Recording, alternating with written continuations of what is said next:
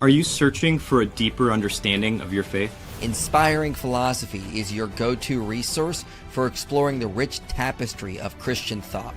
From biblical archaeology to philosophy of mind, we dive into the topics that matter. Our content bridges faith and understanding, offering insights into God's existence and the reliability of the New Testament. Join a community where faith meets reason and discover the answers you've been seeking. Inspiring Philosophy, where faith meets understanding.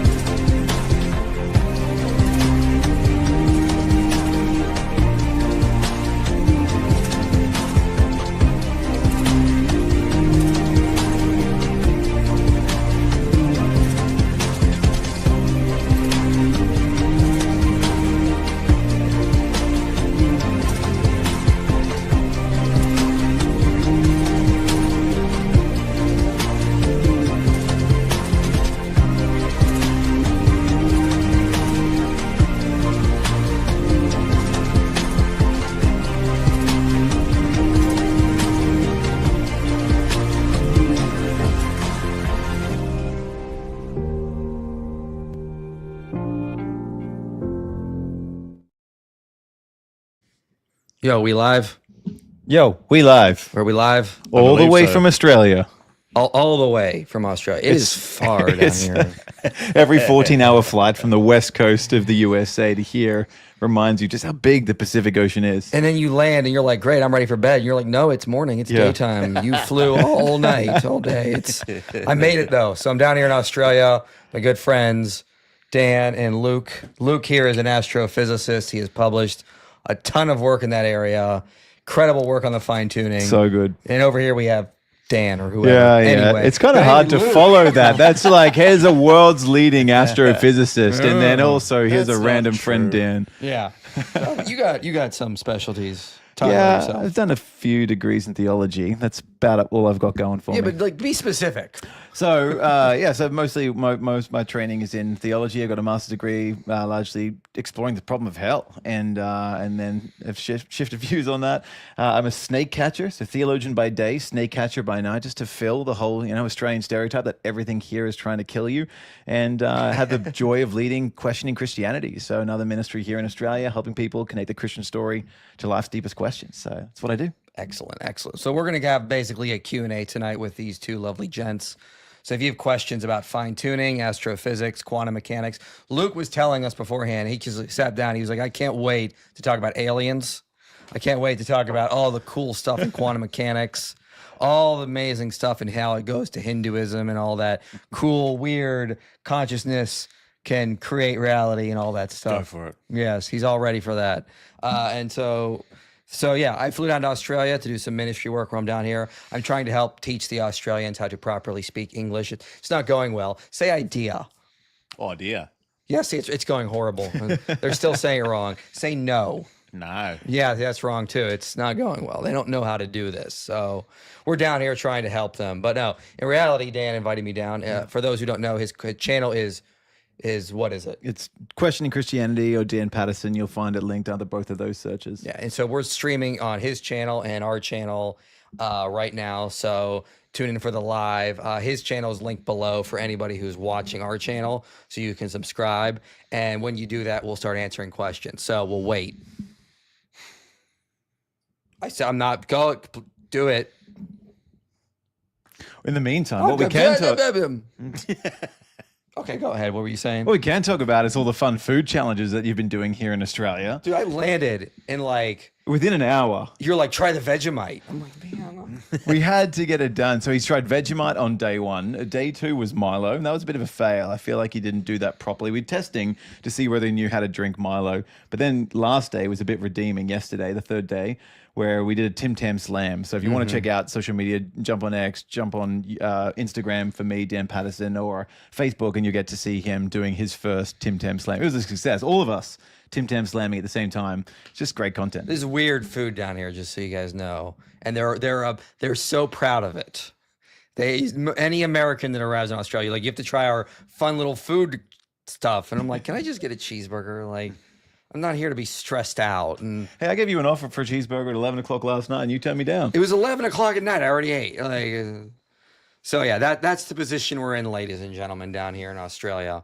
So yeah, so you teach that at where? University of Sydney in astrophysics? Western Sydney University. Western Sydney University. So yeah, you guys flew up from Sydney because we're in Brisbane right now. We're at Dan's place, and so yeah, we just thought we'd jump on and do a live, and we're gonna do another live. What, like a couple days? Yeah. So Monday night for you. in the Monday US. for the East Coast people. Rob Rowe of Sentinel Apologetics is coming in. We'll do another live here in this exact couch. But Luke's gonna leave because he's tired. And so yeah, but figure while you were in, we do some live stuff together and just go from there. Yeah. So, Beautiful. excellent. So let's start going through some of these questions. And guys, you get some questions in. We'll give priority to the super chats. We're gonna check some of your live chat as well. So you can guys hop over there if you have something. But we're gonna start going through super chats. Sounds good. And then we'll move on from there. Cool. Sounds great. Excellent. So first question: Australia is a myth. This is a flat Earth thing, right? Australia is an invention according to the flat Earth theory. I mean, Look, it seems improbable. We have to admit that, right? The It's important- platypus. If you've not checked out the platypus, someone's thinking this has got to be a mythological creature. It's got like otter's feet. It's got a beaver's tail. It's Yeah. got a duck's bill. It's got a poison spur. It uses like echolocation to discover its food because it's blind. You should check this thing out. It's a wild creation. yeah, but yeah. So I've only heard that from like one flat earther, and most of them were just like, okay, obviously Australia's not fake. It's just We are, though, interestingly enough, like the reason why you've never seen a sick Australian is because we are the crucible of survival of the fittest. Everything here is trying to kill you. When And it's why Dan- we punch above our weight in sports. Small population, but Yeah. killing it in sports because it's the only way we survive. Dan mentioned that he catches snakes. That was not a metaphor. He literally catches Check out snakes. Eden Snake Catchers, another YouTube channel if you want some great content of me wrestling some giant serpents. Hey, if all Christians reading the Bible, look, it's not a great idea to have a snake in your garden. And so our tagline at Eden Snake Catchers is making gardens safer. Enjoy. all right. So thank you for the super chat, Eastgate Adoptionist. Are you? Is that? Let me tell you. So is that your view of God? Then I don't know. If we only discover what's possible in math within a system that is already set, how do atheists explain the virtual math layer to our reality? You're going to have to be a bit more specific about that. What do you mean the virtual math layer to our reality? You can't ask questions of the live chat. You just need to receive the question and answer If the we question. only Luke. discover what's possible in math within a system that's already set, how do atheists explain the virtual math layer? I mean, he might be asking more of like an idealism question here. So how would they explain? I think he's assuming that underneath reality there is a math layer that's not material, perhaps. So I mean, the nearest question I can make sense of is, why is mathematics so useful when describing the world around us? How would I try to explain it if I was an atheist?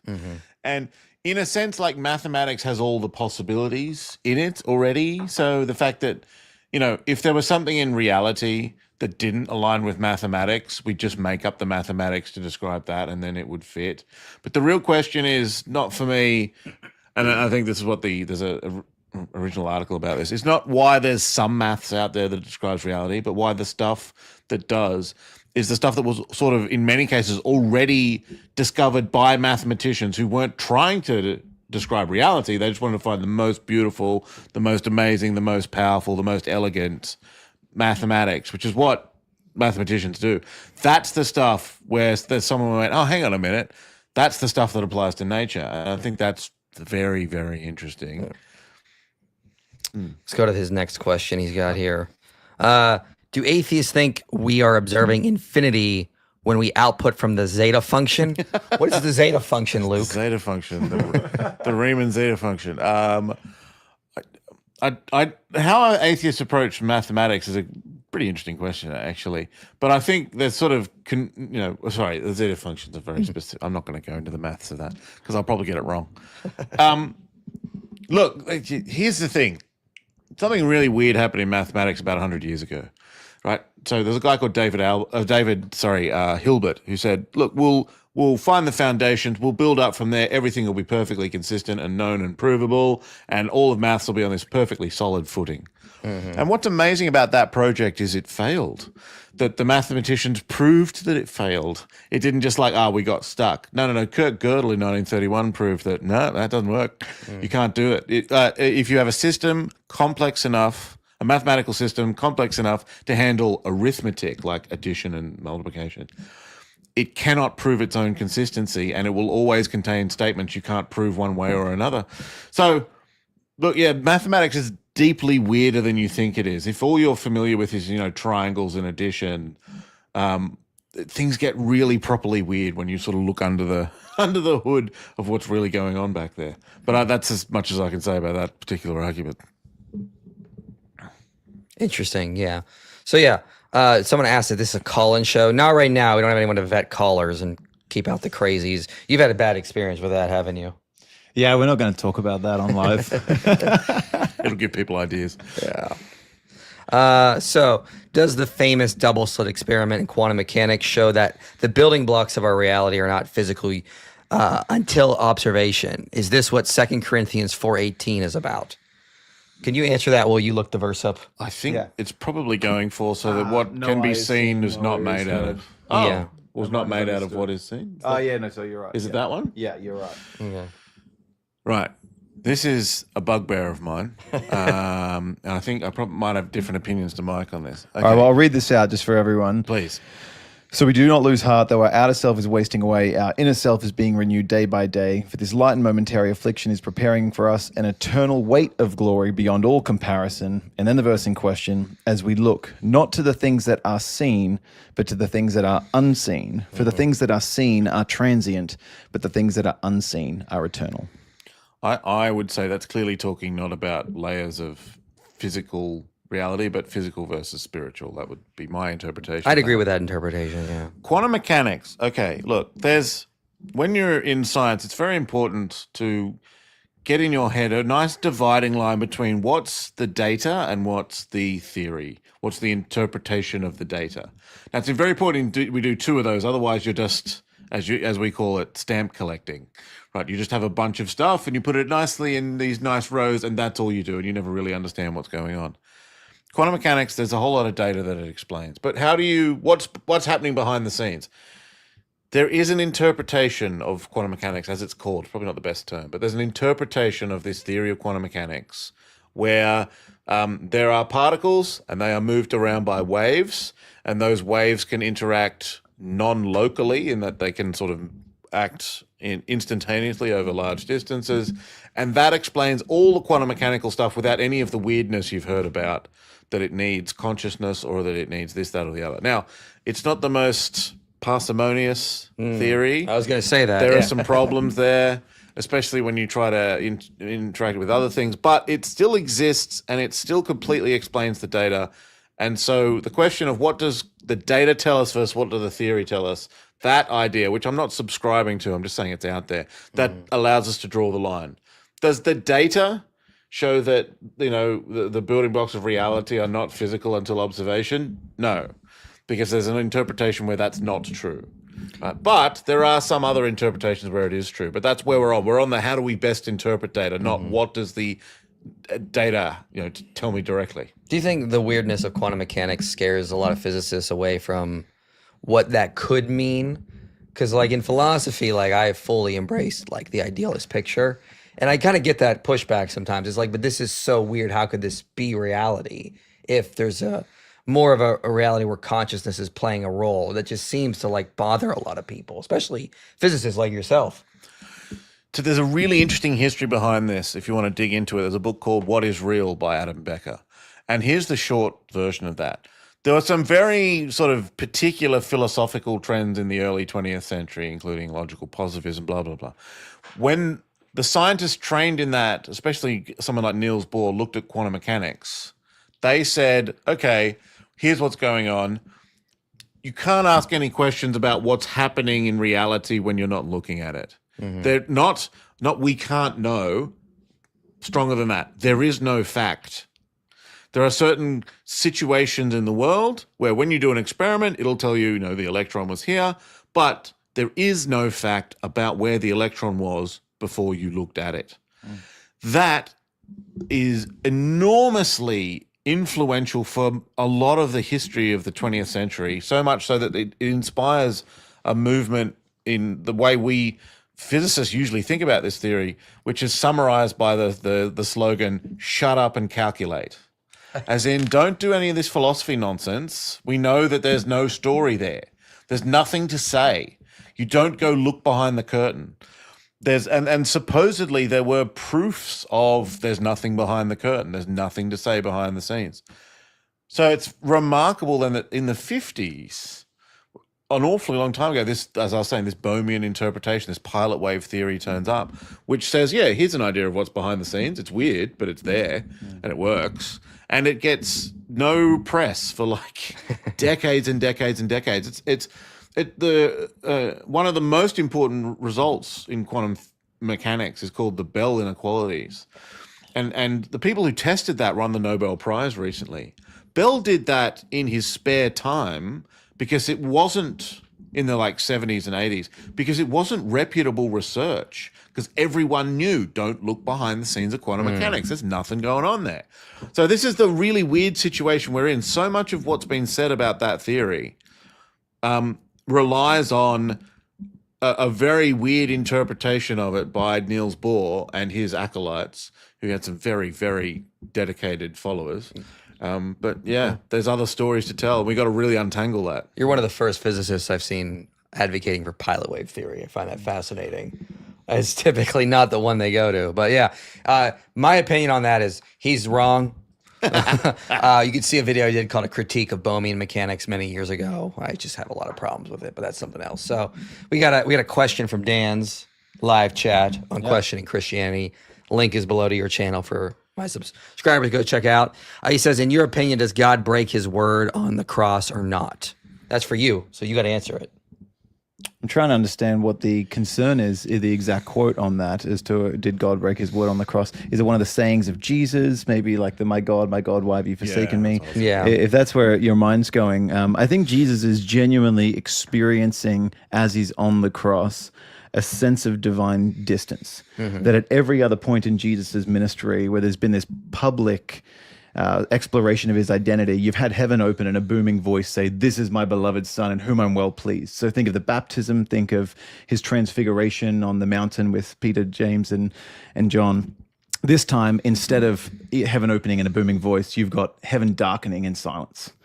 And there is this experience as Christ hangs on the cross of him embracing the judgment for all of our sins. But him quoting Psalm 22 in there, Eloi, Eloi, lama sabachthani, it's such a guttural cry. It's one of the only untranslated Aramaic phrases in the otherwise Greek Gospels, because the eyewitnesses remember it so potently from their experience of hearing him cry that. But he's quoting Psalm 22 specifically because he's wanting to help give those who are watching an interpretive framework for understanding what's happening.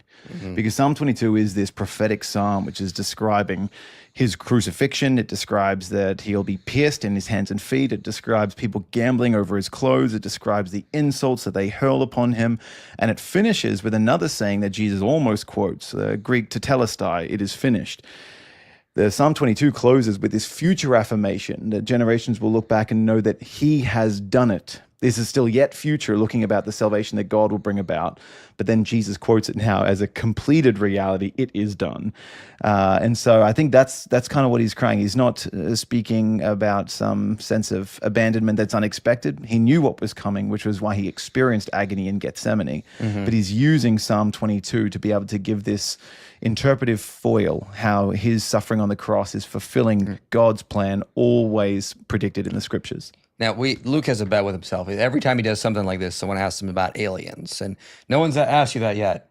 So I guess we're going to wait until we see if anyone has a super chat about aliens. I mean, you set it up now, but sure.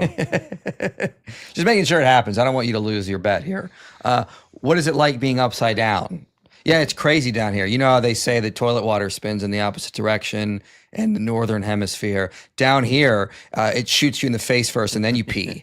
It's a little different. But I mean, you get used to it after a while. Everything's backwards down here. The number of times that Mike's gone to get into my car, but has gotten into the driver's side rather than the passenger side. Because they drive on the wrong side of the road. It's really unfortunate. There are two kinds of people in the world: those who drive on the right side of the world and those who are right. And you guys just don't do it, so it's unfortunate. Yeah, it's Romans drove on the left. Just putting it out there historically. Are you a papist? Not those Romans. Luke Barnes exposed as a papist. Finished. Do you consider the cosmic conscious argument to be the strongest argument for God? Because I do. Also, Milo is awesome, Mike. We drink it in the UK. Yeah, it was okay. I mean, he stirred it. He didn't actually eat the Milo itself. He just mixed it in. I would like a drink, not drink with food in it that's chunky, and I did not appreciate. That's not the spirit of Milo. No. You see, this is the problem with Australia. They have this weird food. They're like, try our super salty yeast extract on your bread. He stirred it the wrong way as well. It's Southern Hemisphere. It's got to go the other way. Hey, but how was the meat pie? It was okay. It's a meat pie. I don't know what you want from me. It was good. Yeah. The best food I've had in Australia is the bar food, as far as I can say. So cosmic conscious argument is essentially this. It just takes J.P. Moreland's argument from consciousness and just sort of moves it in to another direction. So it does use quantum measurement problem in quantum mechanics. And essentially, in quantum mechanics, you have the wave function. Then you have measurement. Then you have a particle. We don't have an equation to describe measurement. So the argument is, if physicists like John von Neumann and Henry Stapp are right, that what's causing collapse through the measurement is a conscious observer, then we need to ask the question, okay, well, material reality doesn't seem to lead to our consciousness. If material reality is dependent on our consciousness, the question then becomes, where does our consciousness come from? It either has a personal source or material source. Well, it doesn't have a material source based on everything we know about material. Therefore, it has a personal source. So it's just taking the argument from consciousness that J.P. Moreland has put out to like another level. And that's essentially what it is. I think it's a very good argument. I think materialists have a very, very hard time explaining consciousness. And for them to account for it, they have to jump through all sort of convoluted loops, make up all sorts of crazy things. They say we believe in magic. They believe in magic. They think matter, dead matter, can create consciousness. So when atheists or materialists make fun of Christians for believing in miracles, they believe in one of the greatest miracles ever, that somehow matter creates the most craziest thing ever, which is consciousness. And to get around that, I think, is hard. Do you have any thoughts on that, or do you want to just move on? This one struck me recently, again, listening to an atheist philosopher by the name of Tim Maudlin, who I think is great and mostly does philosophy of physics. But he was just on someone else's YouTube channel, and someone asked him, what's the hardest problem in philosophy? And he immediately said hard problem of consciousness. Yeah. Because, how are we going to explain this thing via natural causes? If you got something complicated like life, like origin of life's a really hard problem. But I can at least imagine chemicals coming together and, there's just some arrangement there that then starts making other copies of itself and living and eating stuff. It's complicated, but I can imagine it. But consciousness, like I'm a simulator. I run stuff on a computer. What would it mean for me to say, yeah, my simulation woke up? What? What do you mean? Like, what is happening? It's just something so qualitatively different that, it just, it just struck me then that, actually, yeah, they don't have the slightest clue how to do this. It's not even like, I can imagine it happening, but it's kind of complicated. You either have people saying, like Maudlin, this is the hardest problem. I wrote one paper on it once, why this approach doesn't work, and then I've just left it for the rest of my entire philosophy career because I have no idea. And fair enough, he's got other interests, but that's where he's at. Or you have people saying things like, oh, actually, consciousness is an illusion. And I think at the point where you say that, you've ironically lost your mind, right? An illusion is a conscious experience. How are you going to say consciousness is a conscious experience? What are you... Anyway, this is really driven it home for me that actually this argument from consciousness is not just here's a gap of something we don't understand. There's a real qualitative thing that exists in the universe which matter just can't do. Yeah, I had a conversation, kind of like an informal debate with Majesty of Reason. He's, I believe, agnostic about this. And I don't remember exactly what he said. So go watch that conversation. I think it's on the Gospel Truth channel. But I brought up this idea of like, look, if idealism is true, the idea that all is mind and matter is just like information contingent on mind, don't you think that would lead to theism? And he kind of gave a roundabout answer that, yeah, maybe. It seems like that would be the more probable. So like, I think there's a lot of really good evidence for like an idealistic picture of reality. And if that's true, I mean, I don't see how you escape from theism at that point. It just seems to logically follow. So I have a very, very bright audience, just so you know. So how does Bell's inequality rule out locality? Now, these are the kinds of questions I get on my channel. So yeah, it doesn't rule out locality necessarily, guys, right? Combined with the EPR paradox, I think it does. That's my opinion on this thing. On its own, it either rules out locality or All right, let's just go back a second. Okay. Okay. Quantum mechanics, it's the 1930s. It's saying some weird stuff, and Einstein doesn't like it. So there's something called the EPR paradox. So E is for Einstein, Podolsky, Rosen. They write a paper where they say, look, here's a setup. Here's an experimental thing we can absolutely do easily. When you've done that, you've got a choice to make, right? Either, right, you have to say, I take two particles and I separate them, right? There's one way over there and there's one way over there, and then I do a measurement on them, and the measurements are always correlated. If this one says, up, that one says down, and if that one says up, that one says down. And Einstein says, all right, let's think about that. Either there is a fact about which one is up and which one is down before you looked at it, or they can talk to each other faster than the speed of light.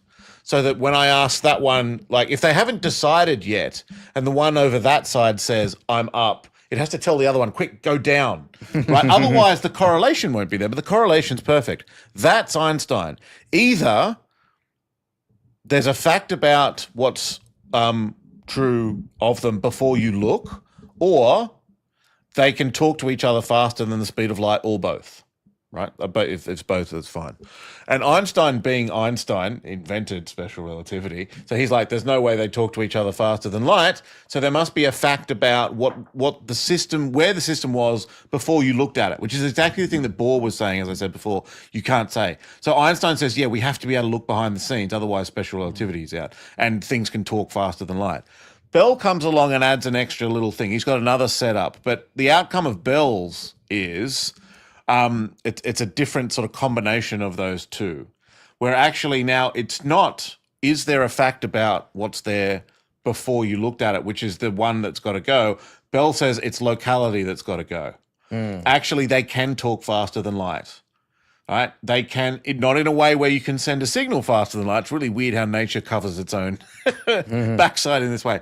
But so Bell's work, why it's so influential and so astonishing, was the thing that was really weird about quantum mechanics all along was not that there's no story behind it, but is that there is this thing called non-locality. Bits of the universe can talk to each other to arrange correlations between this and that faster than the speed of light, even though nothing can travel faster than the speed of light, including a message.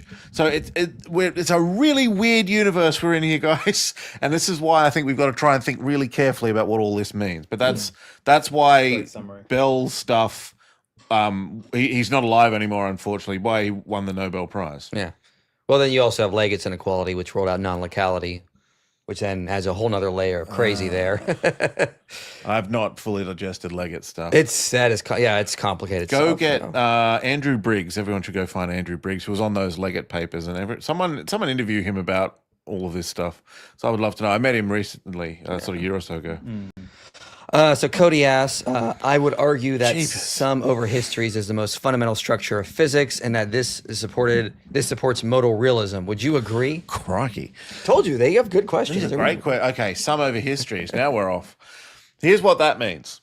Did not think what time is it? It's 10:30. It's too early in the morning for this. It's not for them. It's like nighttime for them. They've already clocked off. They're thinking. Right. There's a great set of lecture notes on quantum field theory, which is a sort of extension of quantum mechanics. It's done by Sidney Coleman. Coleman says at the start of the notes, we're not going to be using the Feynman method. And everyone knows Richard Feynman's one of the most famous physicists from the last century. And someone in the audience asked, what's the Feynman method? And he says, well, the Feynman method's when you look at a problem and then you keep looking for a little bit and then you just write down the answer. And that's Richard Feynman's approach, as in, this guy's an unbelievable genius and there's no way we're all doing it that way. Feynman, one of the things he works out, amongst other things, is that there's a way of doing quantum calculations where you say, okay, the particle here, and later on it's over there. How did it get between them? Well, we can do the calculation by saying it took all possible paths between them, and some of those cancel out with each other, but it's still convenient to do the calculation that way to leave the actual path. And this is how we think, and this is a way of doing the calculation. Now, the question you then need to say immediately is, all right, that was some nice maths. What's really happening in the real world? Is anything like every possible path by every possible thing is taken? And that's where it's not obvious. And so should we, this is called reification if you want to know, should we, realify, should we take the picture of the mathematics and say that's what's really happening in the world? And the answer is it's just not clear at all to anyone. If it is, then modal realism is the idea that all possibilities are equally real. I don't think that's the same sort of thing. So modal realism, what David Lewis had in mind, I think that's modal realism, is different possible worlds. But all of those different particles traveling at all points, that's happening in one world. That's happening in our world. It's all got to happen here because the cancellation has to happen here. There's no point in having an electron go that way in our universe and a different one in a different universe going a different way. They have to interact with each other. So I even at its weirdest, I don't think it supports modal realism. But it's a fundamentally bizarre picture of reality if that mathematical trick turns out to be what nature's really doing. But it's hard to know. Yeah, for sure, yeah. Dan, please introduce the dog. Oh, all right. Well, actually, we got our puppy for my boys sort of 5 months ago, and in the full knowledge that one day Luke Barnes, the eminent astrophysicist, was going to be sitting on my couch. This is Nova. Hey? Okay. A cosmic name for a cosmically brilliant physicist. You chose the color to match the couch, right? That's what's happening here. So she blends in necessarily, but she's a sweet dog. She has not left Michael's lap since you've arrived. She has definitely found a kindred spirit. It's the freedom that she senses. That's great. My dogs are terrified of me, so this is great. Yeah, they're giant cowards. And I'm the one who always to bathe them and brush them, so they're like, every time they see me, they're like, no, don't hurt us. I'm like, with water? Like... So anyone who's ever been critical of Mike as they think, look, he's just gruff and no joy, just look, she is a great judge of character and she's all into it. He's really just a big, soft teddy bear. Don't tell them that. I'm sorry. You heard it here first, folks. Hey, there's a lot of revelations that are going to be coming from this couch in the weeks to come. Okay, what do you think of N.T. Wright's argument that the problem of humanity isn't primarily moral, but is primarily a failure of vocation, biblically speaking? You can talk on this for a minute. Yeah, I mean, this is great. Like, get into the Christian story and the big picture. What are humans for? Well, it's to image God in the world, and he starts bringing order from the chaos in creation and cultivates this small garden and then gives human beings the responsibility to shoulder and to steward the rest of creation, doing science, studying creation to be able to make it fruitful, but expanding out this beauty of cultivation and building cities and cultures that bring glory to God and good to people and caring for his world. And I think with part of what happens in the biblical stories, we think we can do that apart from God's wisdom. And instead we try and map out how we think things should be done. And therefore you see the kind of chaos enter into the creation story in a way that isn't ultimately intended. Rather than bringing cultivation and order, instead we contribute to the chaos. We experience the chaos, the death, the decay in a way that maybe wasn't intended for image bearers of God at that point in the story. And so I think there's something definitely here in that like idle hands make for the devil's work. And when you're doing the things that God calls you to do and loving God with all our being and loving our neighbor and caring for his planet, it's like a healthy expenditure of your energy and it's what you're made to do. And we actually enjoy doing that, but it's when we instead curve inwards and try and use creation for our own purposes or others to bring our own satisfaction, or ignore God and don't glorify him as God. That does seem to be a bit of a picture of what's going on now. I wouldn't say that's the ultimate problem of humanity. I think the curse of sin on the world, and then the curvature of sin in our own human heart, that's kind of descriptive, but they're linked in that sense. Yeah, I mean, I get what they're saying. It's not primarily moral. It's not like N.T. Wright is discounting the moral. He's just saying maybe there's more of it. It's like one piece of a bigger picture. And I think that there's definitely something to be said there. Where does he lay this out? This is interesting. Yeah, John, can you tell us where he lays it out?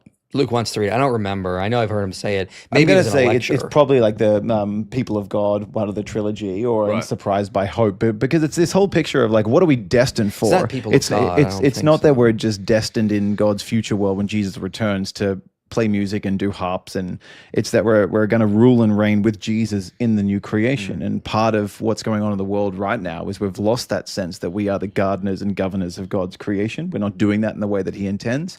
So I'm guessing he's just drawing from those sorts of things. And it's part of the cool thing, like, what's the new world going to be like? Well, like this, except without the bodies creaking the way that they do for us youngins, without the frustration of the curse on our work, without all the presence of sin in the world. It's going to be great.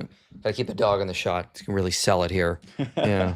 It's just a little head on your lap. I know. Happiest creature in existence. All right, thank you. Where'd that go? Why did your computer, man, keeps clicking on stuff and unclicking? Sorry. So Mistogin608, thank you for the generous super chat. Sup IP. Sup. Can you do a video on the double standards atheists have regarding the Bible and other historical documents? I've argued with them, and they always jump to miracles and say that I want preferred treatment for the Bible. Yeah. Preferential. That's Preferential. English. That's preferential treatment Yeah, for I the went Bible. way too fast on that. Yeah, I've done videos like that. So I did a video as part of my Resurrection series, like back in 2015. Part 5 of that was responding to Bart Ehrman on this kind of issue. Are miracles the least probable? And I kind of like showed like this is a weird standard he has, and he's not justified this principle. I also did a video called Are Christian Scholars Biased? Kind of delved into that a little bit. I could do one specifically on this double standard stuff here. Yeah, they just jump to miracles and say, I want preference. Yeah, it's a weird issue, because you'll be like, well, we should just go to the most logical explanation. And they'll be like, yeah, but there's miracles in it. And it's like, so you're basically saying, I assume naturalism is true without even looking at the data here. And now you have to override that presupposition of naturalism with an exorbitant amount of data. And by the way, I'm not going to tell you what that is. I'm not going to give you a good methodology to beat it. I'm just going to say miracles are the least probable. Miracles don't happen. So it's far more likely that when it comes to the resurrection, the disciples lied, or this was mythological development, or it was cognitive dissonance, or they were hallucinating, or it was a combination of that kind of stuff. And it's like, give us an actual methodology we can use to evaluate this, to actually see what's going to be the best explanation. Because they are putting out this double standard here, and they get called out on it all the time, and they just resort to things like, well, extraordinary claims requires extraordinary evidence, which is meaningless. Give us an actual rigorous methodology we can use, because at the end of the day, I'm encouraging to start from a place of agnosticism and just see where the data leads, not start from a place of naturalism, have this metaphysical bias against miracles, and then therefore you just dismiss them.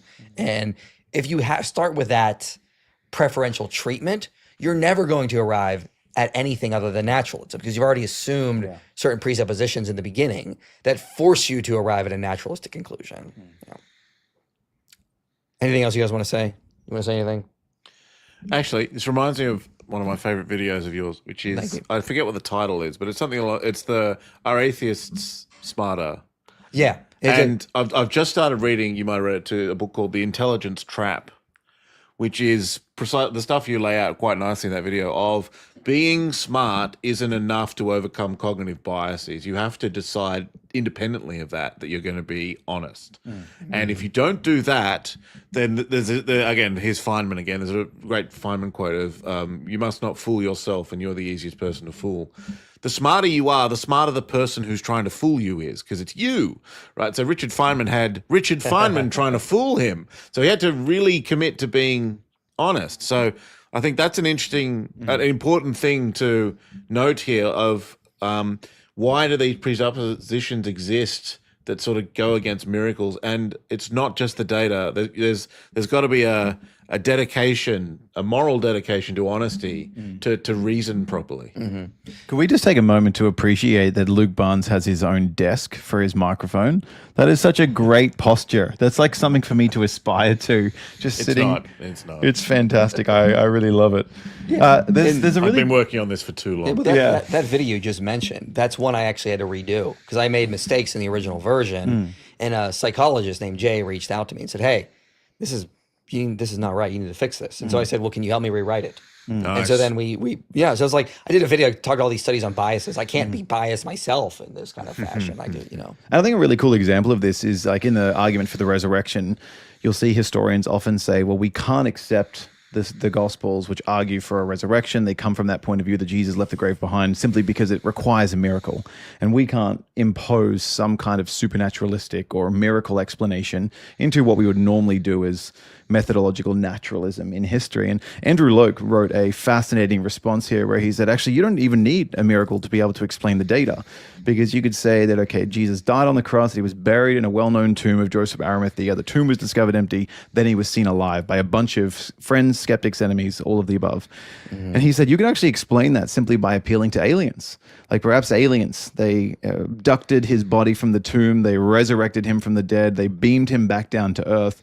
That could be entirely within a naturalistic universe, and you could still affirm that Jesus of Nazareth rose from the dead within a naturalistic framework as an opportunity to explain the data. And so I think it's helpful pushback on there. You can even accept the Gospels and the claims of miracles without necessarily having to infer that there is some miraculous intervention in there, simply as a witness to, did they know that he was dead? Did they know that he's alive? Now, I think there's better arguments for the whole sweep of the story, fulfillment of prophecy, Jesus' religio-historical context. And he didn't say aliens. He said it was God. I mean, the guy that rose from the dead, I think we should take his word, not Correct. Something. Exactly. Yeah. So all of that, but he's simply saying as a point here, it's not enough for historians to say, look, we can't say that he rose from the dead if all of the data says he rose from the dead. They can still affirm that without having to break their normal code of not wanting to affirm a miracle. I've had 2 debates on a related topic, and I did this on purpose.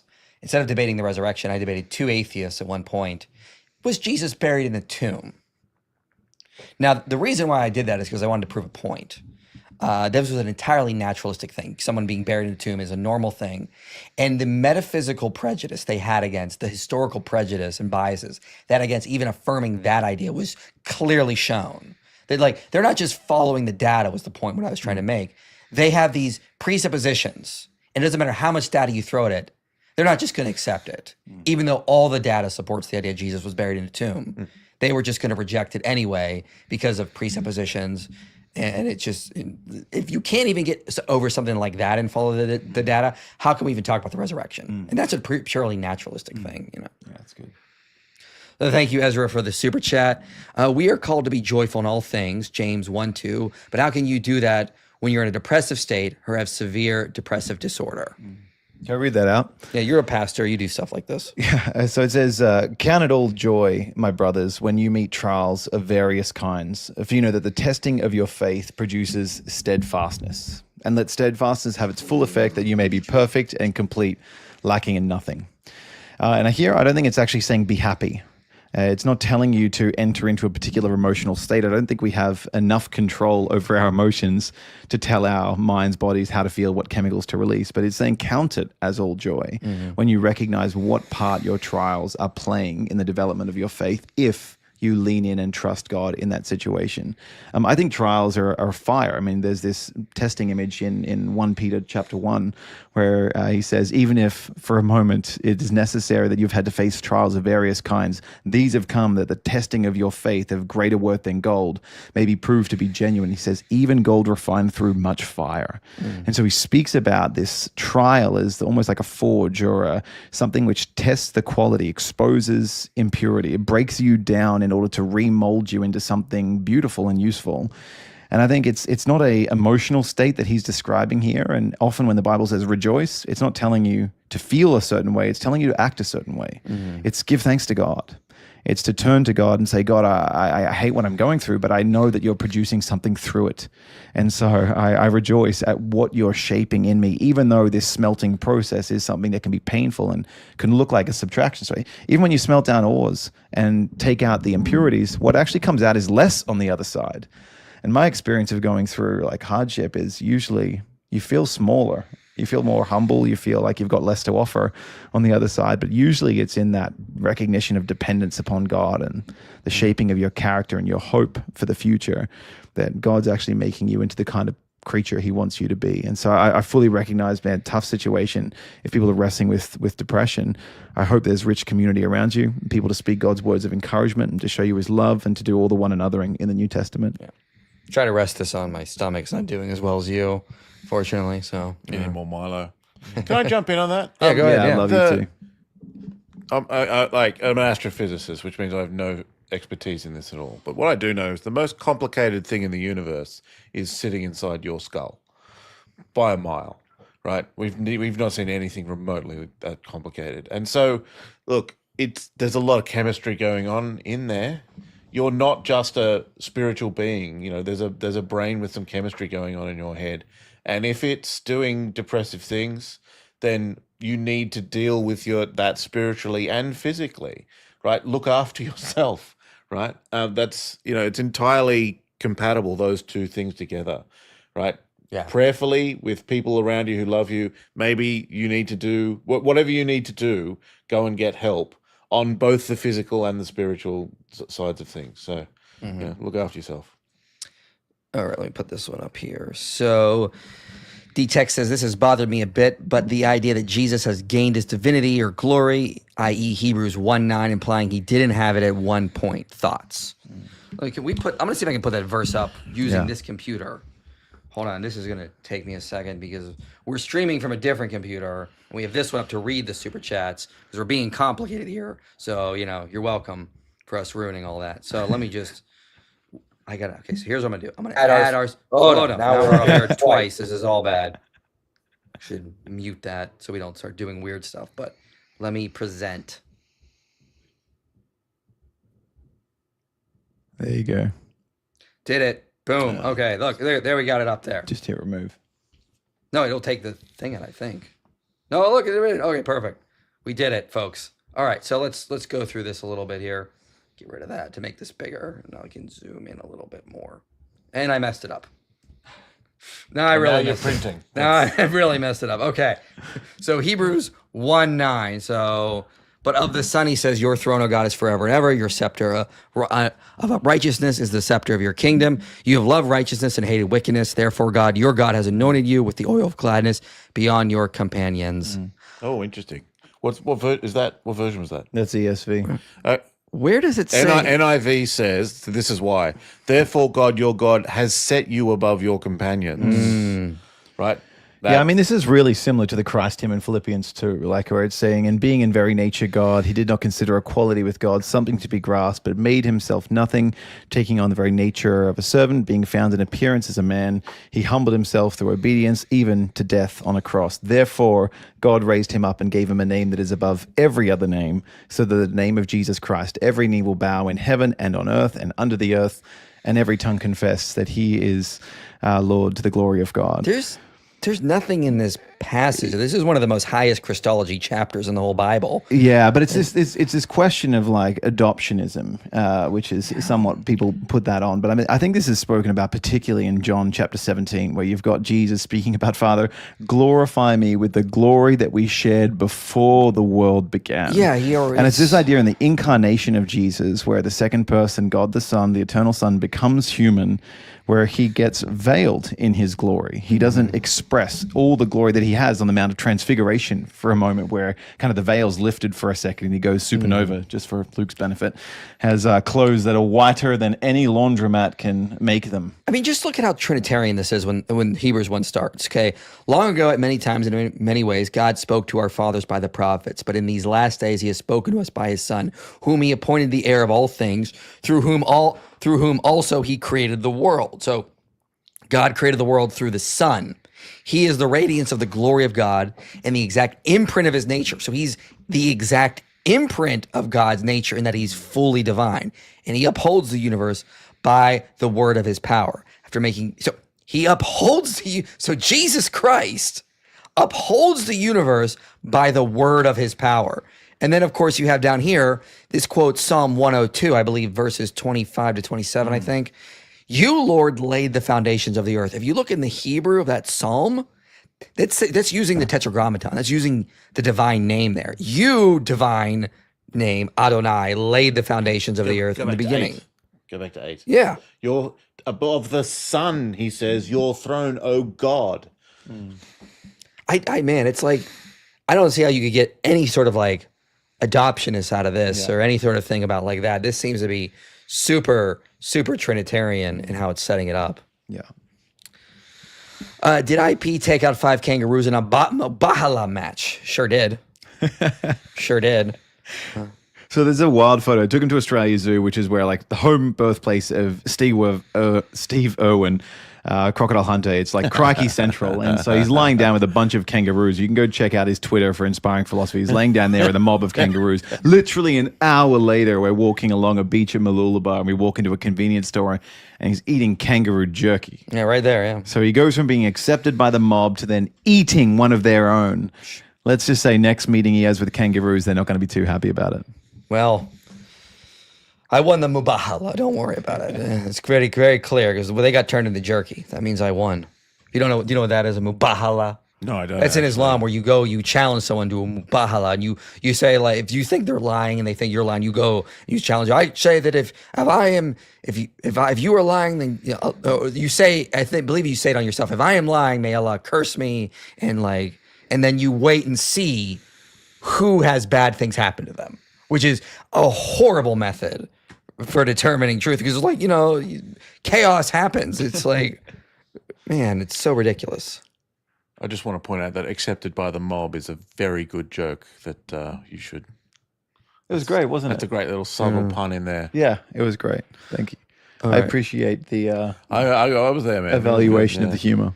Did the Planck telescope in 2013 using CMB discover that our solar system is the center of the universe and the axis of evil, Luke? No. Do you want more information? No, it didn't. All right. So we put a telescope way out in space and it looked at the cosmic microwave background. So there's, you go look at the night sky, there's light coming from specific things. There's a star there, there's a star over there.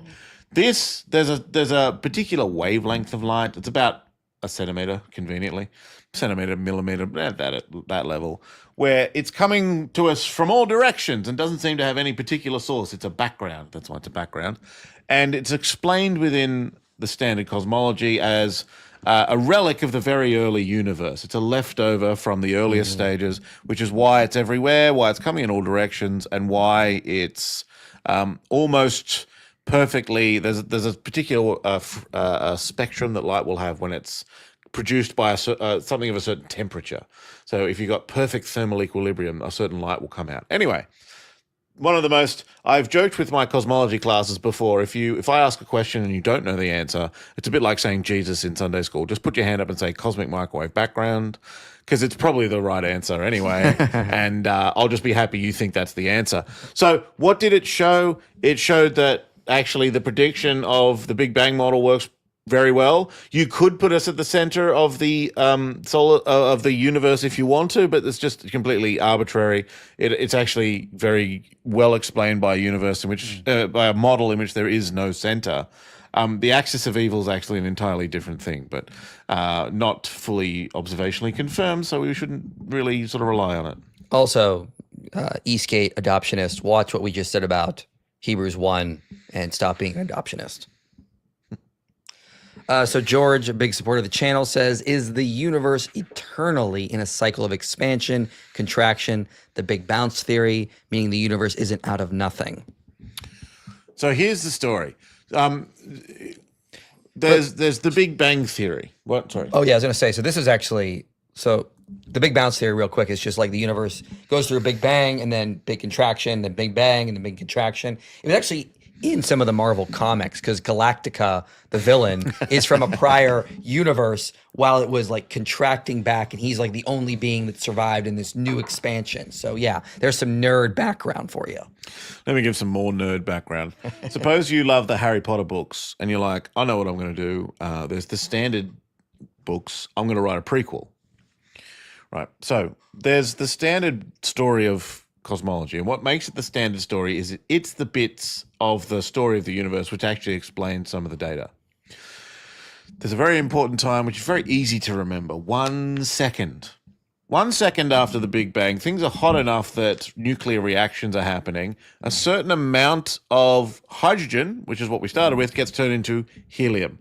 That's something we can go and test, go and measure, go look for how much helium there is out there in the universe. Mostly by how high-pitched the universe's voice is, right? Yeah, exactly. It's, yeah. All right. I'm very in tune with the universe. Very in tune with the universe. Okay. And there's other elements there. Actually, a mate of mine just won the Gruber Prize, Ryan Cook and Max Bettini, for measuring deuterium. Anyway, that's another story. The point is, that's the start of the story that the data tells. So that's like the canon. Right? If you want to mess with things after that point of the story, look, there's a lot of data. You've got to explain why your theory handles that. Before then, right, you're writing a prequel. All you've got to do is tell a story that glues into the front, right? As long as when your Harry Potter prequel, as long as you get, I don't know if you know the stories, as long as you get Gandalf turning up at Harry Potter's door at the start of the first book, whatever you tell before, that just has to be consistent. But there's no, there's nothing else, right? Is this working for anyone? Gandalf and Harry Potter, yeah. Gandalf. Hey, no, I am what currently drinking a flagon from the Green Dragon. Dumbledore. I believe I've now been evicted from the internet. I'm sorry, nerds. Look, there's a wizard with a long beard. I'm just going to crawl under the couch if that's all right with you. Okay. Gandalf. I'm like, wait, where are we going? This isn't live, is it? Oh, no. Okay, Dumbledore turns up with Gandalf and someone from Marvel. This is the greatest mashup of all time. Look, if you want, this is working with my analogy, it's all deliberate. If you want Gandalf to turn up, he better not. Anyway, okay. I've ruined my point. You can write a prequel to the Big Bang if you want to. You've just got to actually match up at the front. The simplest prequel is the 1 second thing is a second before the Big Bang. That's when it's all started. That's the simplest prequel. But if you want to tell another story, you can, but you're kind of making stuff up, right? So you can make up a story where there was a bounce before then and a whole bunch of stuff happened before the Big Bang. One of the problems with that is you've got to start changing the rules, because ordinary gravity probably won't do that unless you invent some new stuff, right? You've got a lot of fiction to write in your equations, and maybe you're right, but you're just making a lot of it up. So, and we don't have that volume of the Silmarillion. No, we don't have that volume of the Silmarillion. I've ruined my own illustration here. What? The point, our own universe, as best we can tell, if you run its rules forward, does not recollapse. So if there's a bounces before us, it's weird that ours doesn't bounce. Yeah, there's no known physics that could reverse the expansion of the universe, if I'm correct. Yeah. However, there's a big hole in physics because we don't know how to put quantum mechanics and gravity together. So it's not a very firm, we know this can't happen. It's no one knows how it could happen, but no one knows the rules back then either. So, we can make up a prequel, but you can stick Gandalf in with Harry Potter if you really want to, because no one's going to stop you. See, it all worked in my analogy. Well done. Well done. Yeah. That's... So Dawa Troll says, what kind of Mahadi are you, IP? Stirring Milo? Did you dip a fly wing inside at least? You're the good kind, right? You're the kind that is at least going to bring about a kingdom and caliphate that people want to be a part of. No, God has just told me I need multiple wives. As he tells every Mahadi or cult leader. That's what happens. That's why we do it, the whole thing. That's what happens. Mine's off the table. Yeah, so you guys know about the fly wing thing, though? Yeah. Yeah, Muhammad said in one of the hadiths, if a fly lands in your drink, push it all the way in because the disease is on one wing and the cure is on the other. Now, here's where it gets crazy and stupid at the same times because a study came out a couple years ago where some Muslims were arguing that, yes, there actually is a cure on the fly. Then, of course, a later study came out and didn't directly debunk it, but basically said, well, what it's actually saying is inside the fly, there is antibodies that deal with diseases for the fly, but they don't go transmit to humans. And it's not on one wing, whereas the disease is on the other. So Muhammad was just wrong again. But for there was a short span of time where Muslims were going crazy because they thought, oh, look at the modern scientific miracle in the hadith. And it's like, I want to know how many flies were genocided in that period in the Muslim world. I would like to know, how do you get you can't, flies are fast. You got to push them in so this is coming from Questioning Christianity's channel over there. So Stunning Kruger comes back. If God did not break his word on the cross, is he trustworthy? If God did break his word on the cross, is he trustworthy? And I don't think he did. Yeah. We said before that he didn't. If God breaks his word, I think absolutely he's untrustworthy. And part of the whole character of God is that he is light. In him there is no darkness, none. And the holiness of God is one of the greatest gifts because it means you can trust him. If I believed that by nature God could deceive and that he intended to deceive people, that'd be a dark revelation. That meant, how could I trust anything God ever said? Maybe he's just deceiving me as well. And so anyone that believes God can be deceptive, I'd be deeply wary of that religious story. So Shell says, you're only an hour ahead of me if Tokyo time. Well, you're very welcome. So we're hitting a lot of people right now, except for Europeans. They're all asleep right now. Yeah. But America and Australia, because it's Saturday here in Australia, and then it's the evening on the East Coast in the U.S. So Mother Hulda, hope that's how you pronounce it. Do you think Tertullian became a Montanist? So it seems from the data that he did towards the end of his life, and this was this new revelation movement that was coming out. They thought they were getting more revelations from God apart from Scripture, and that's why Tertullian was declared a heretic by the post-Nicene fathers, which are up there in all those books you have. If we could just scroll up a little bit, you'd see the entire early church fathers set. Yeah. So as far as I can tell, he did go into that direction. He wasn't like a heretic for Trinitarian views. It was that specific issue. It was like with Origen, he was considered a heretic for his universalism. I do think some of Origen's Trinitarian ideas were a little too subordinationist, but that's another story. So we got a super chat here from John Knox. He says, how does Bell inequality and subsequent verification prove that a locality has to go? And it's not just hidden information pre-imprinted. Very easy question for you to answer, So the details of this, I think, are worth diving into if you're asking that sort of question. The clearest explanation I've seen is in a book by, I mentioned his name before, Tim Maudlin, called Philosophy of Physics, Quantum Mechanics. There's a very nice sort of analogy here, which I can't go into detail. You got to set it up right. But basically you think, okay, if I had... I suppose I was a police officer and I've caught two criminals, and I think I've caught them, and now I'm going to interview them when they're in completely separate rooms. Could I ask them a set of questions that would show either that they, conspired ahead of time, or that showed that that they must be somehow secretly communicating across the rooms. And you start setting up these, and there's very interesting sort of mathematical setups to here, and a lot of it goes down the details, which I can't get into, but the logic is quite solid, that once you get down to it, you sort of get to they must be talking to each other somehow. And even in these contexts, these two criminals in the other rooms, there must be some way they're just chatting to each other. There are theorems there of what sort of consistency between answers would you need between two people you're talking to where they always agree on these questions to prove that they must be somehow secretly talking to each other? Once you've looked into that and you sort of you just sort of one by one cross out all the, well, I guess it can't be that, or it can't be this, it can't be this, and then the last thing left is non-locality, that the universe can talk to itself faster than light somehow. It's very, very, very strange. But it's right there in the data. This is why it won the Nobel Prize, and I've put the dog to sleep, so my apologies for that. Yeah, she's very tired. I tried to pick her up earlier. She was upset by that because she was sleeping. I didn't realize it. It's yeah, but I mean, she's on American time. That must be. I still am.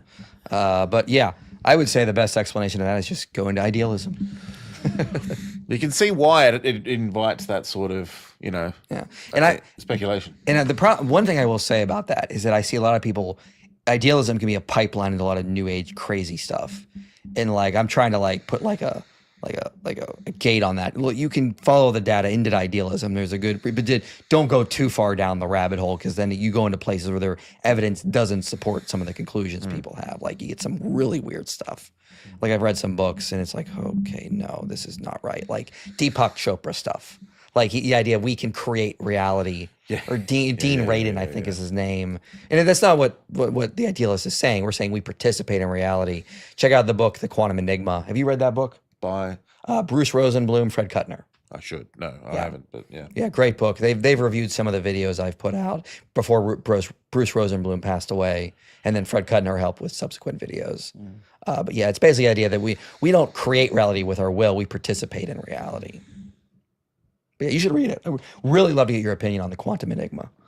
So, not Lewisian modal realism, divine conceptualism is what Cody was saying from earlier. So different than I guess. I don't have a strong opinion about divine conceptualism. So I would be very hesitant to make such a strong theological conclusion from a mathematical trick. We got some fun super chats coming for you in a little bit here. Rock and roll. So Rockstar, who was here in, I believe, Brisbane, we met him last night. Nice meeting you again. Nice seeing you again. Says, thanks for last night. It was great to meet you all. How should Christians view the use of AI for research and biblical studies, arguments, and what are ways we can use AI to advance the kingdom? Yeah, that's a great question. Yeah. Thank you for the generous super chat. So with caution, I have put stuff into like Grok or ChatGPT, and I'm like, I remember Aristotle said something like this, and then I went and looked, and I was like, I'll just ask AI, it'll find it for me. And so I did, and then it put a quote for me. It said, Aristotle said this, and it put something in quotation marks. And I was like, well, that quote is perfect. And then I went and I was like, well, let me just double check. And sure enough, always check. The quote was fake. Yeah. AI made up a quote and attributed it to Aristotle. And this happened. Just wanted to make you happy. Yeah, it wants to make us happy. So then I asked AI, did you make up a quote? And he goes, yes, I sure did. Sorry about that. Like, so you got to use it very carefully. I'd say use it as like a research aid, but fact check it. Treat it like you would treat Wikipedia. Like you go on Wikipedia, sometimes there's some good information on there. If it's not sourced properly, I don't use it. I'm like, I don't know about this. If they're citing an historian or a reputable scholar, then I'll go and I'll just use what the scholar said. But you can use Wikipedia as like a good place to find more research. Same with AI. And I'll press AI sometimes. I'm like, you said this about Aristotle. Where is it? What is the actual quote? Are you paraphrasing or not? Just press it. Use it to help with research, but don't lean too much on it. You end up like the Muslim apologist as of late, like Lily J, for example. Yeah. Good. So the Vermin says, Dr. Luke Barnes, what is your perspective on the Trinity? Also, have your field of study or studies shared any interesting hypotheses or ideas on the Trinity? How has astrophysics helped us explain the Trinity? So let me go through those questions. What's your perspective on the Trinity? I'm a fan. Have you anything contributed to your hypothesis ideas on the Trinity? No. Can I just say, I think it sounds really modern and up to date to try and make your theology sound scientific, and I'm just very wary of it, because it's like fundamentally the Trinity is revelation. God told us something about God's self that we wouldn't have guessed otherwise. And I think, it's very, very dangerous game to then start looking for analogies in nature for something which is not created, which is the creator. Then you get like, oh, it's like ice, water, and steam. Like, no, it's not. That's a heresy. So I'm very That's wary of that mortalism, approach. Patrick. That's a pretty good impression. That's not bad. So I think theologically the Trinity is unbelievably rich. But as a non-theologian, I'm just I don't have any particular astrophysical perspective on that. So can we use quantum physics to explain the Trinity? Can you come out with a paper showing how Jesus is quantum mechanics and then boom, solve the Trinity? Look, I'll work on it. How about like string theory and that, the whole word of God, that everything is a creation song being played on these strings to represent different particles. Isn't that great? It's been isn't that beautifully theologically rich? There's this saying which comes up for me an awful lot. When all you have is a hammer, everything looks like a nail.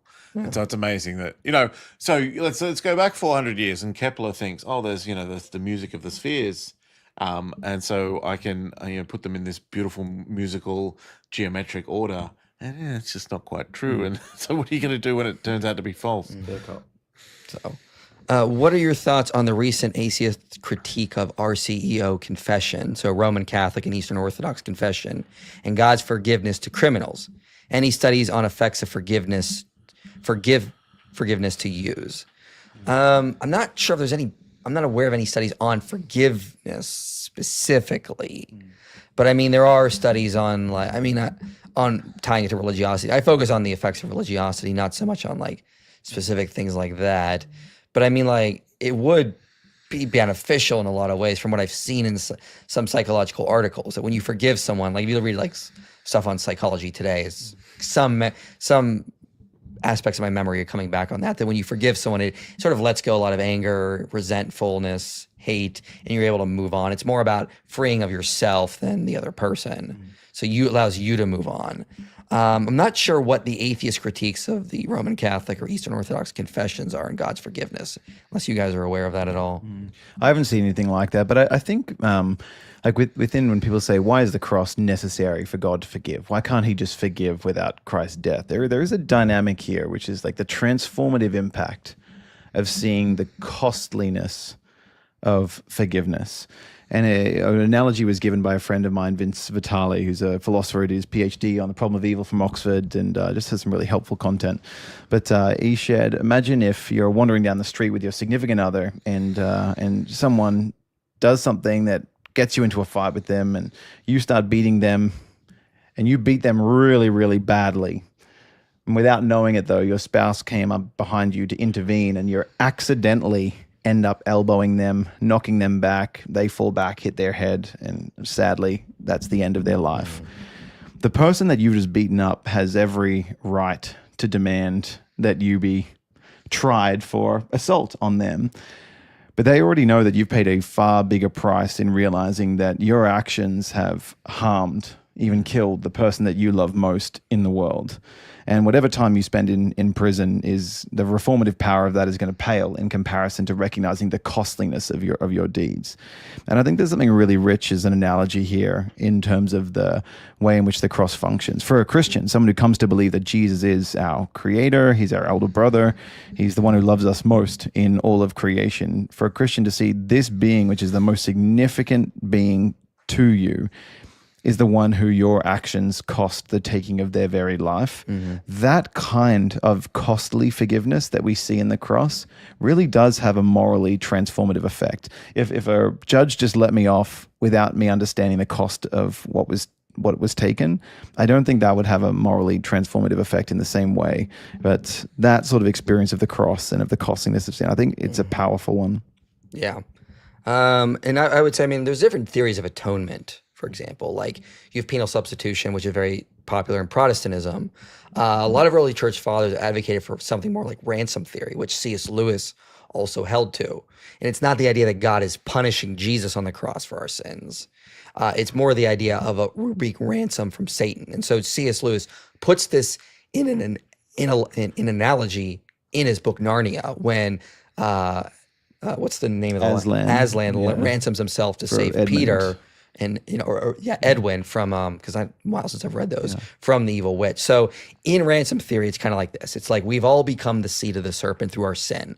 So we've all basically through our sin elected Satan to be our real God and master. We are slaves to him in the world. He is the God of this world.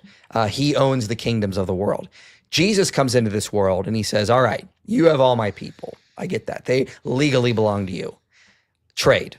You let them go and you get me instead.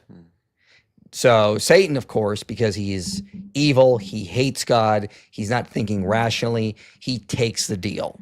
And of course, Jesus isn't going to serve him, so he tortures and kills him on the cross, humiliates him. And of course, from Satan's perspective, he just killed Jesus. He can just get a hold of humanity again. He thinks he's won. But because he took the deal, Jesus then rises from the dead.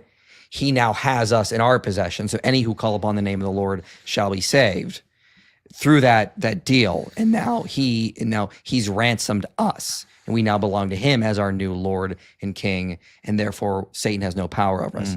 And I'd argue that actually is more consistent with Scripture. And so I think that makes far more sense of the atonement.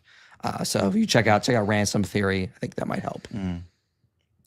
Can you explain the triple alpha process? Yeah, it's right here. It's Dan, me, and Luke. Yeah. Triple alpha. Three alphas right here, man. There it is, baby.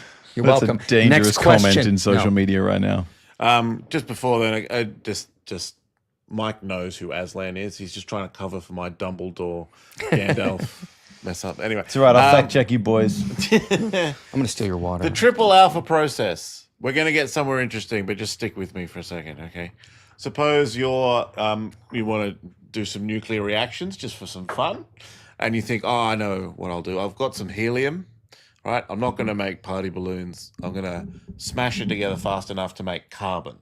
Right? You can do that. All you need is 3 of them to come together. Right? So you grab, I don't know, you grab one helium, you grab another one, you smash them together.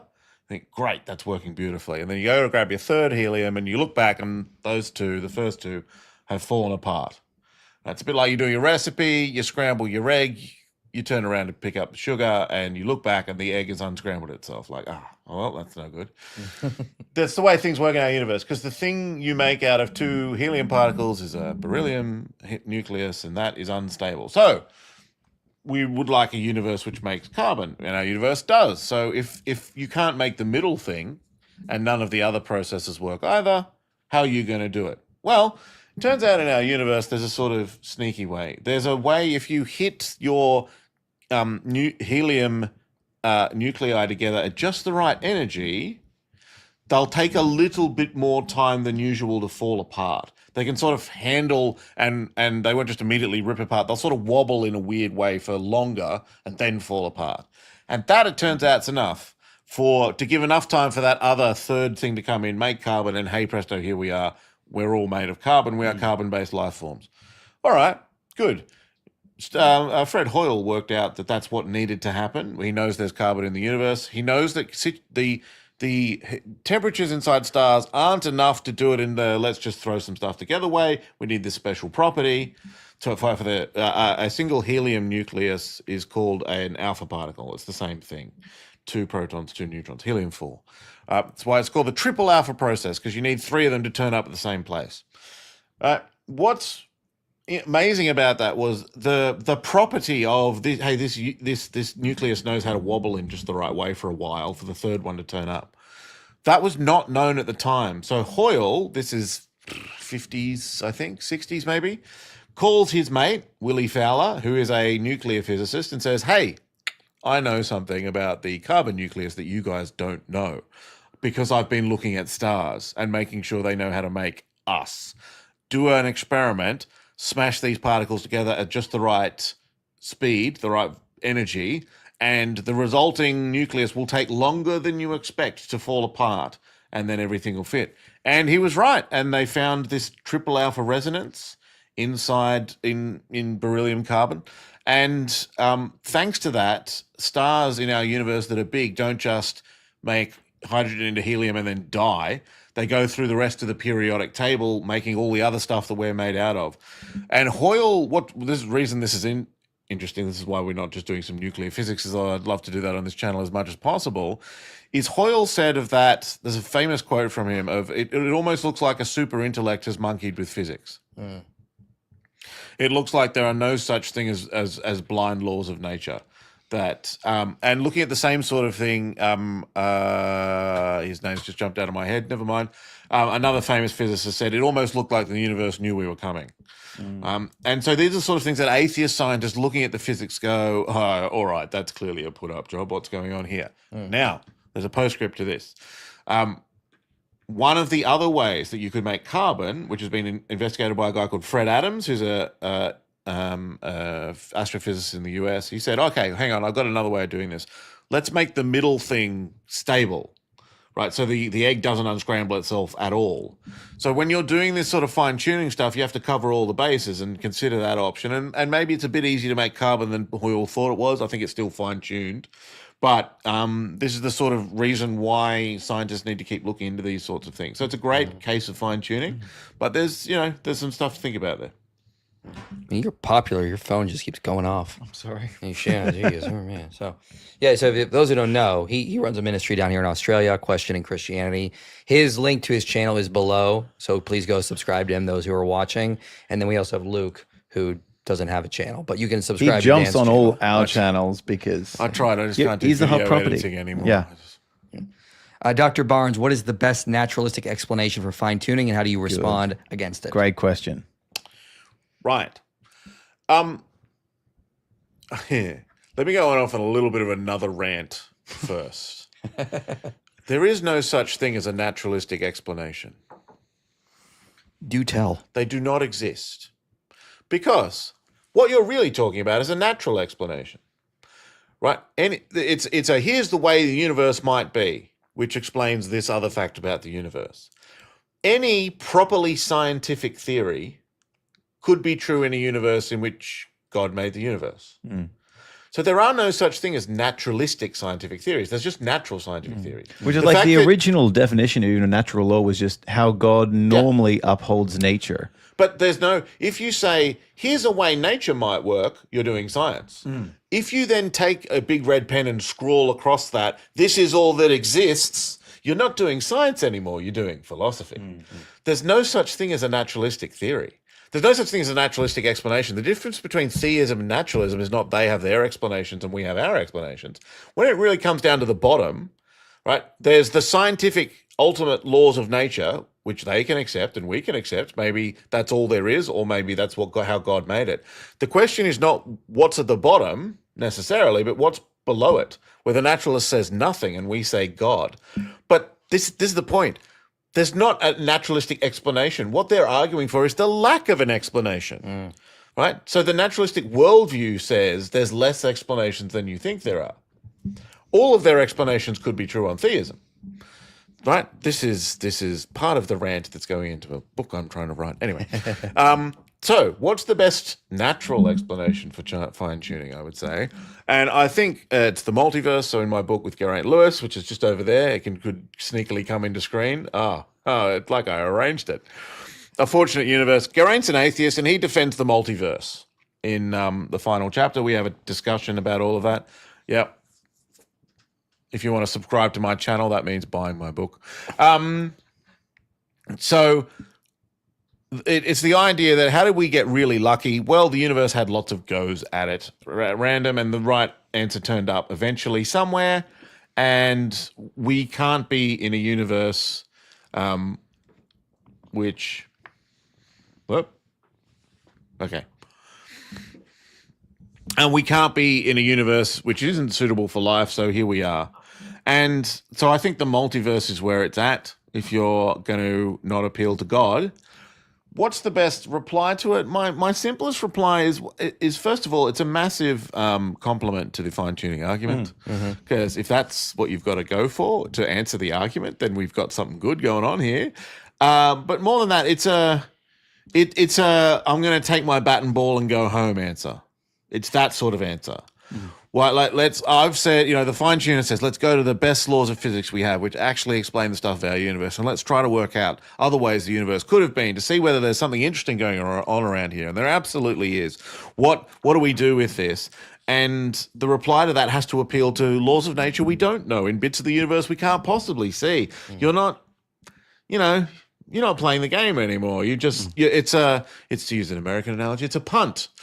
But it's a punt like out of the stadium, so they lose the ball and you can't play anymore. It's that sort of move. And it might be right, but let's just be honest about what you're doing. Yeah, I like Alvin Plantinga's reply to the multiverse theory. He's like, you use it as a poker analogy. He's like, let's say you're at a poker game and one of your friends has just laid down 4 aces for like the 12th time in a row. And so all of you get up ready to throw the guy out of the room. And he just says, hold on, guys. I know it looks suspicious and like I'm cheating.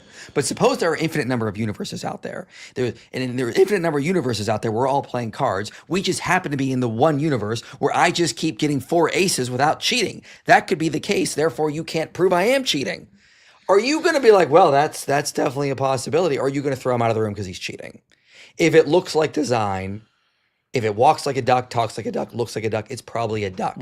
If it looks like design, it's probably going to be design, far more likely than just random chance. And I think that's one of the issues with fine tuning. Speaking of weird things, are we inside a black hole? How would we know? Probably not. We're probably fine. Okay. There's a short. The weird thing is, there's certain. How much do you want to go in here, man? There's certain solutions of Einstein's equations, right, about black holes where we could be on the inside of a really long-lived one, but it has to be a very strange black hole. I don't think there's much reason to take those particularly seriously. The standard model is doing just fine. Does quantum physics debunk materialism? I don't think so. Only because, look, there's this line you got to draw. What's the data telling me?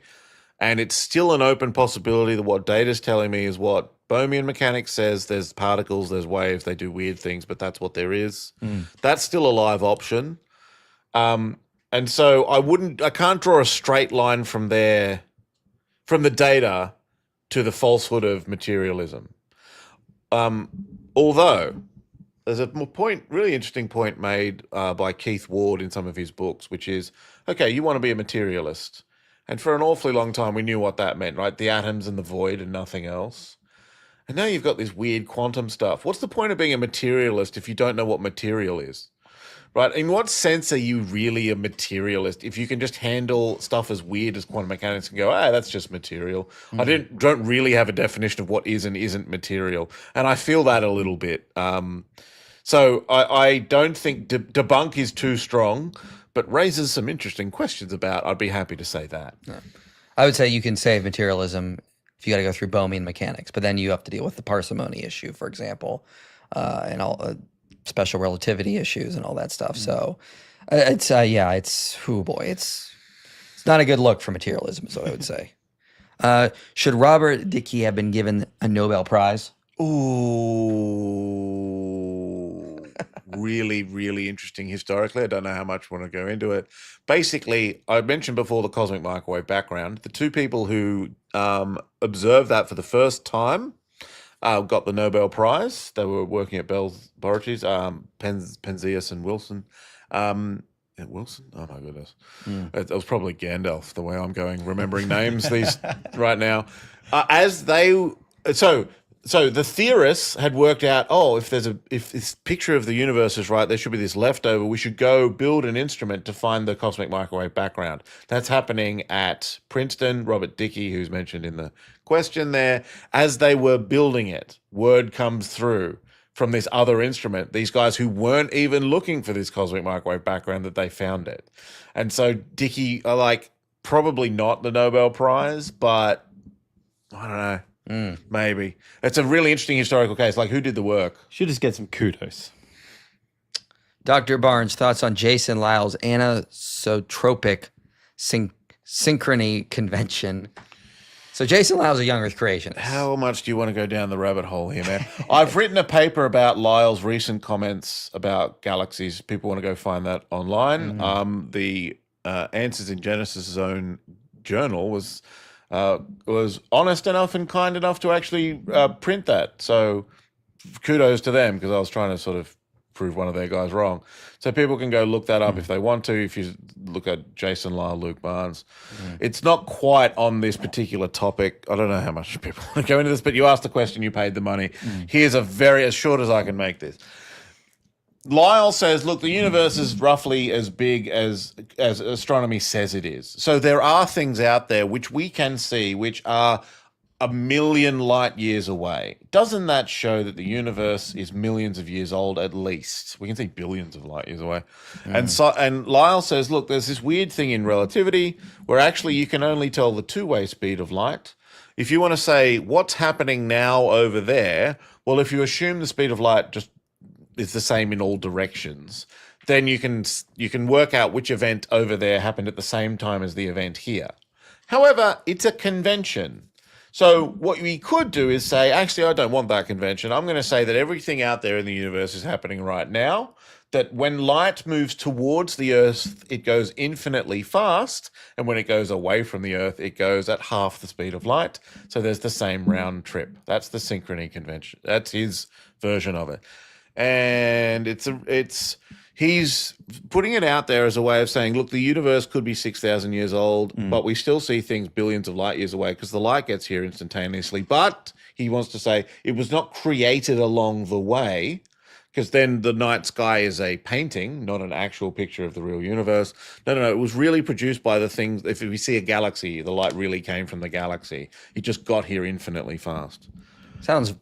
It's clever, but I don't think you've avoided... The reason he doesn't want to do the, light was created on the way, is it makes creation like an illusion. And I don't think he's fully avoided that theological critique. It doesn't sound parsimonious. It's a rescue mission. Yeah.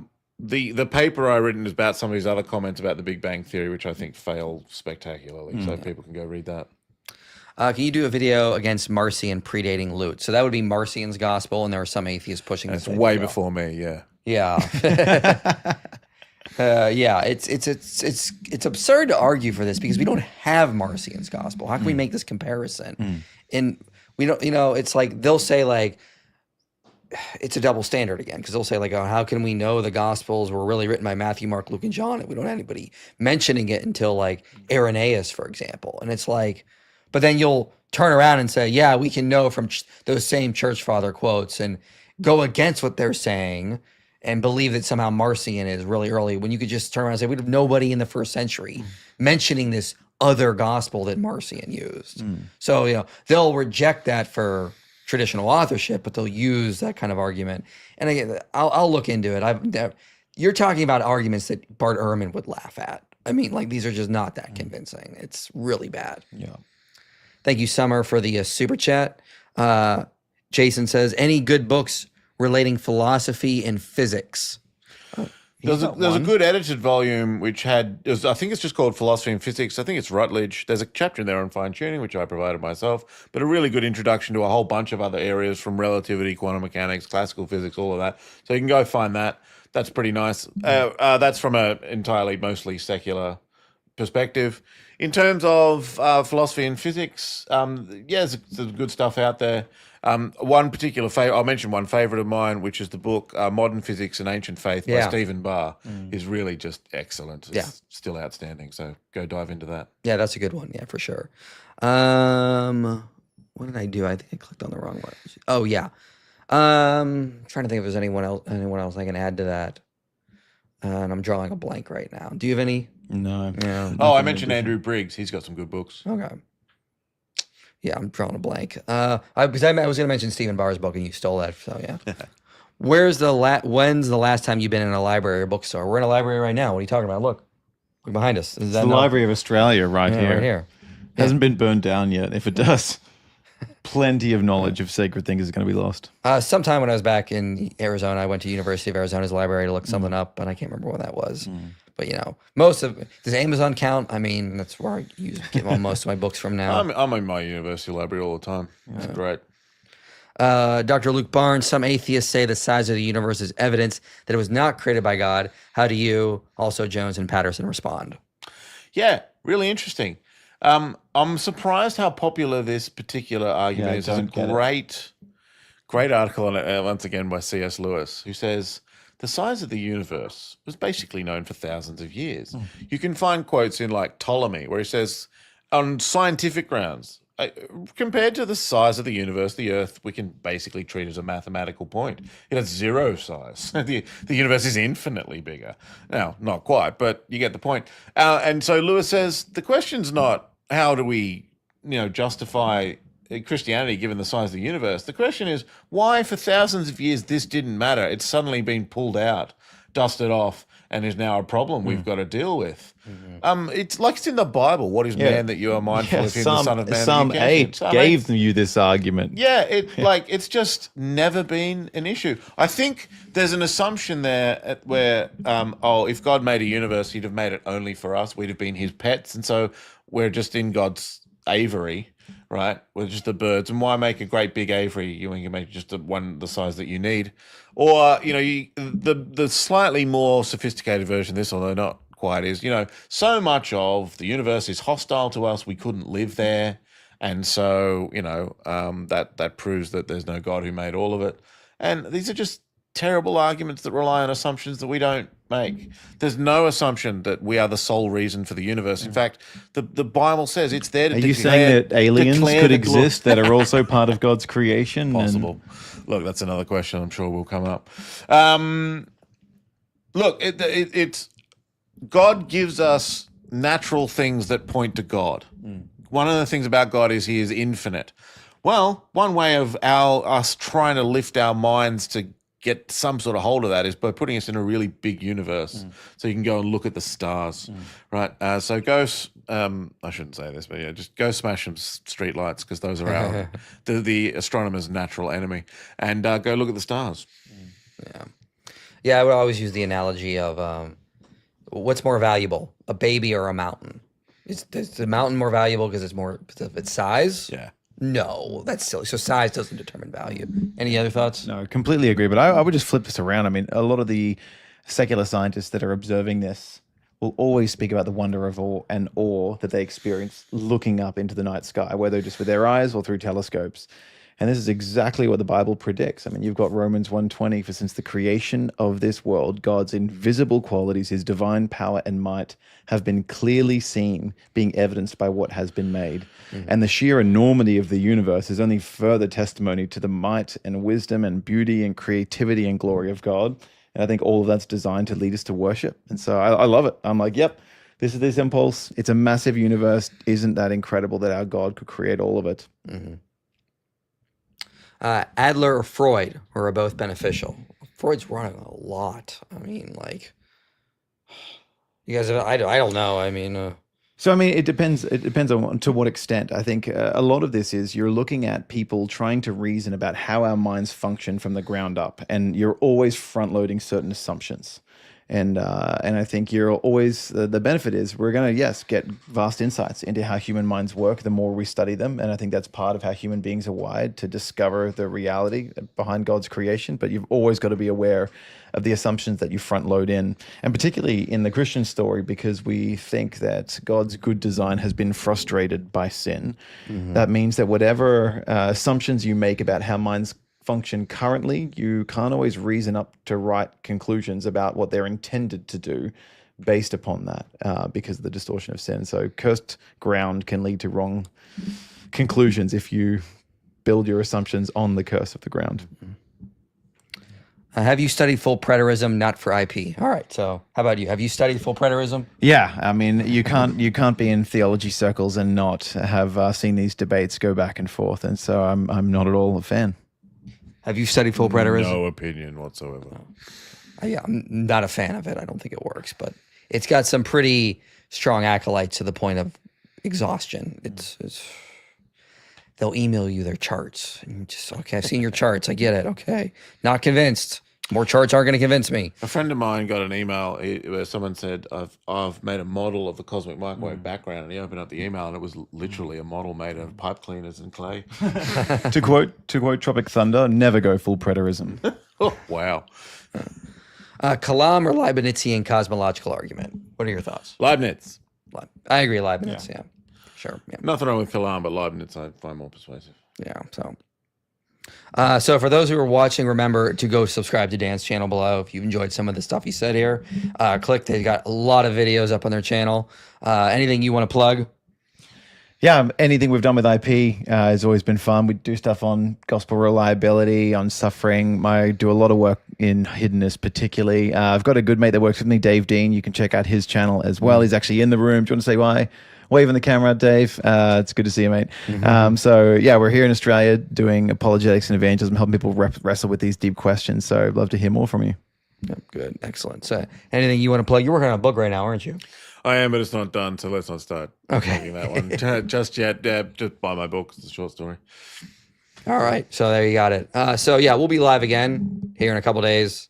So in U.S. time, it'll be Monday evening at 8 Eastern Standard, 5 Pacific. We're going to be doing some interesting stuff there. You're heading back to Sydney, though. I am indeed. That's fine. You get out of here. Fine. Right. We don't need you. It's not that far. So excellent. So yeah, thanks for coming, everyone. You guys got to catch a plane, so we should probably get out of here soon. Anything else you guys want to add? No. Thank you for your questions. Yeah. Thank you, everybody. See you, team. We'll see you guys in a couple days, live from Australia. So I think I got to hit this. Hold on. This is weird because I'm doing it for 2 different systems. Maybe this will work. You made it to the end of this video, which means this message matters to you. If you want to see more content like this reaching people for Christ, you can help make it happen. Your support makes these videos possible. Click the link below and donate today. And if you want to go even deeper, consider joining our Patreon community. You'll get early access to videos, behind-the-scenes content, and a place to connect with others passionate about this mission.